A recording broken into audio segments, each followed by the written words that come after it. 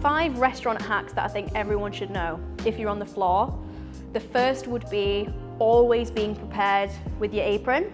So for being here, that is I always have 2 pads because you don't want to get to the end of your pad and risk forgetting something. So I always have 2 pads. I always have a copious amount of pens, but don't go cheap and ballpoint because the amount of times that I've had ink explosions, it's just not even worth it. Lighter for candles, a waiter's friend, and make sure that you have one that you're comfortable with, because I've had times where I'll forget it and I'll quickly borrow off someone else, and they like cars. Like some of them you just can't use, then you stood at a table faffing around for ages, it's just not worth it. Second one, a good little tip for if you're working long shifts, is every time you get sat at a table in your section, I would have like a drink or a glass of water, because otherwise you just forget to stay hydrated, and that's not good.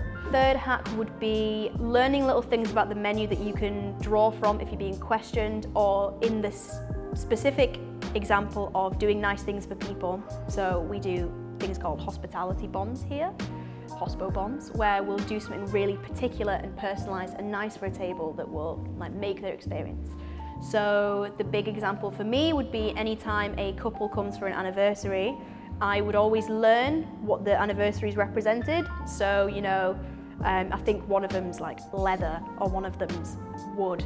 So I would find, you know, a peaty whiskey, be like, here you go, I've chosen this because of X, Y, or Z. Hack number 4 would be every time that you take an order, whether that's for you've taken the entire order, whether you've taken dessert order, always relay straight away.